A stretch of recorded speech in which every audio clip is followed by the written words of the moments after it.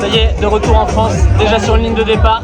On continue la prépa marathon. J'ai mis le petit maillot du Canada en souvenir. Et avant ça, on va revenir en arrière parce que j'ai couru un dernier semi à Montréal avant de partir. Et c'est ce qu'on va voir ensemble.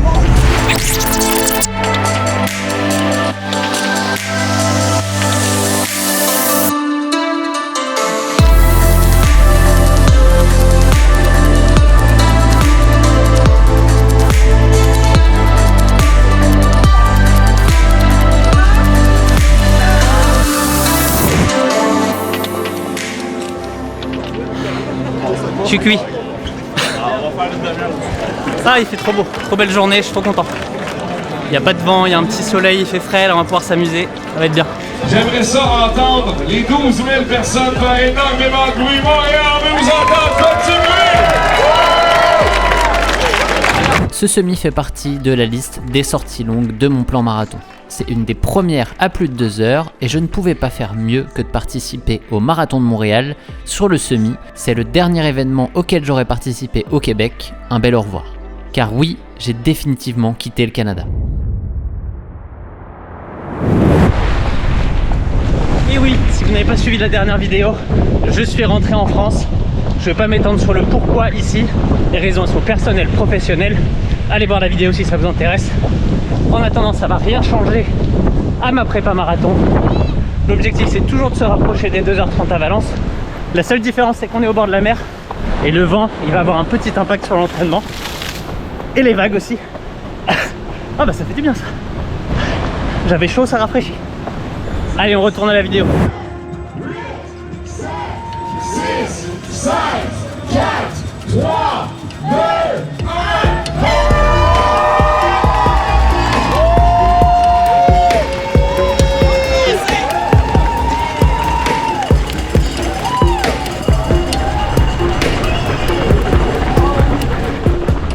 Et c'est parti pour 21 km dans cette ville que j'ai parcouru en long, en large et en travers depuis 9 ans. Le parcours du semi passe par les différents quartiers où j'ai habité, ça fait remonter pas mal de souvenirs. De ce tournage hivernal glacial devant le Saint-Laurent à ce lever de soleil au Mont-Royal, les épisodes trail avec Nico ou encore des centaines de séances de fractionnés dans les parcs.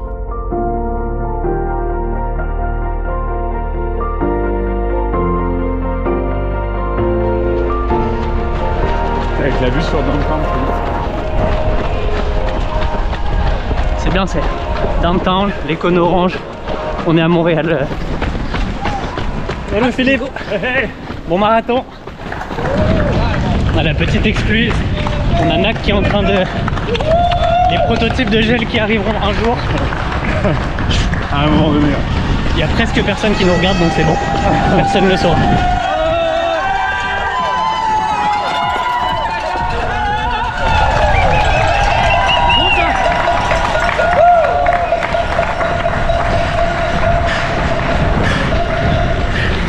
À ne pas reproduire le jour de la course, merci.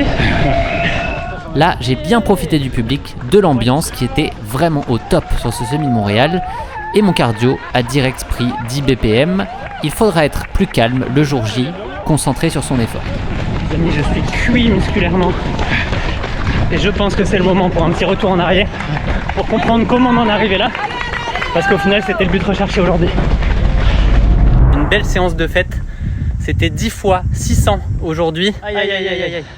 J'ai fini une grosse séance. Là on était parti pour 7 fois 1000, 10 fois 800, toujours au seuil 30. Je suis claqué et c'est normal. Semaine à plus de 100 km, gros fractionné le vendredi, belle séance de muscu samedi. Le but est de simuler la deuxième partie du marathon et de travailler mon point faible qui est la résilience musculaire. On va voir si ça va tenir, surtout que ce semi est couru en allure progressive, autour de 4 minutes du kilomètre au début, avec pour but de finir à mon allure marathon cible, autour de 3,34 du kilomètre. C'est pas gagné. Allez Nico, lâche pas! Ça fait mal!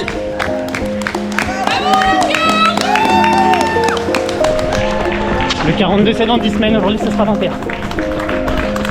Ce sera déjà très bien vu la forme du jour.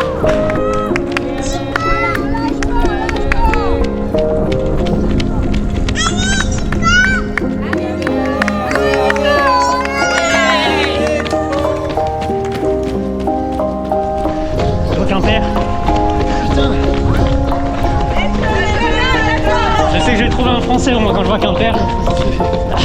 Allez, on lâche rien. Faire un entraînement ici, comme à la maison. Et là on approche de mon quartier, du parc Maisonneuve et son emblématique stade olympique, là où j'ai vécu ces 7 dernières années et là où j'ai fait la grande majorité de mes entraînements et vidéos. J'en ai chié à faire des séances à côté des voitures sur ce petit bout de route, mais je suis convaincu que ça a aidé à forger mon mental. Spoiler, le vent jouera sans problème ce rôle au bord de la mer, j'ai déjà pu le tester. Allez, il reste 1 km à peu près. Allez, on tient. Moi aussi, il faut que je tienne.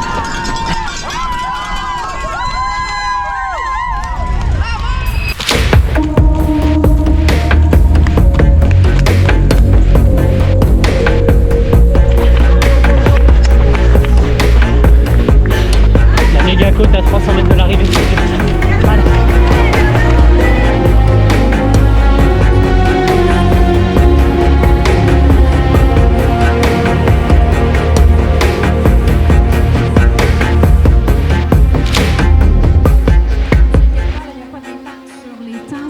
Sur notre tapis d'affichage ici, parce que vous comprenez que les 17 000 coureurs, on ne les connaît pas tous par cœur, donc ça nous prend un tapis référence pour nous donner un guide.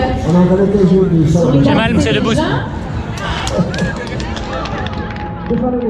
La forme n'est pas encore là, mais être capable de courir 31 km en finissant sur du 3,35, j'aurais pas parié que ça passerait, donc je prends. En tout cas, ça a été un plaisir de finir à la maison, à courir avec les copains pendant l'épreuve et en retrouver d'autres à l'arrivée, ça va me manquer.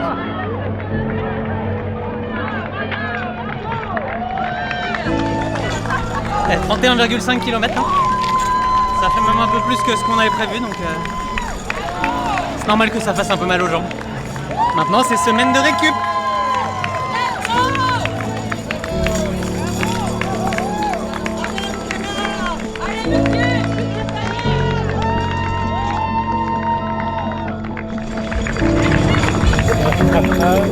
Merci.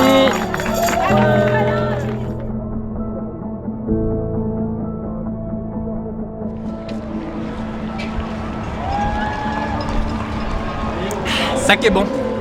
Cette vidéo n'est pas sponsorisée par le lait au chocolat qui est bon, mais ça fait du bien le lait au chocolat après l'arrivée d'une course. Bon, bonne chose de faite. 31,5 km aujourd'hui. On est dans les plans de ce que Tristan prévoyait, c'est-à-dire faire des bons 2 heures à partir de loin avant la course. Ça fait mal aux jambes, mais ça tient quand même. Je suis assez content du rythme malgré le mal de jambes. Je sens qu'on est sur la bonne voie.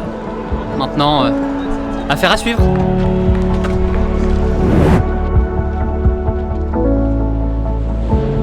Quelques semaines plus tard, ce que je peux vous dire, c'est que l'entraînement s'est pas passé comme prévu, ça a été compliqué. On a adapté pas mal de choses avec Tristan pour que je finisse pas dans le mur. Et ça, eh bien, on en parle dans le prochain épisode. Mais la bonne nouvelle, c'est que je suis solide sur les jambes et je pense que je coche toutes les cases pour ne pas prendre le mur du marathon si on arrive à faire un beau mois de novembre en termes d'entraînement. Et si vous voulez savoir quelles sont les cases à cocher, je vous remets la vidéo ici pour que vous puissiez en savoir plus.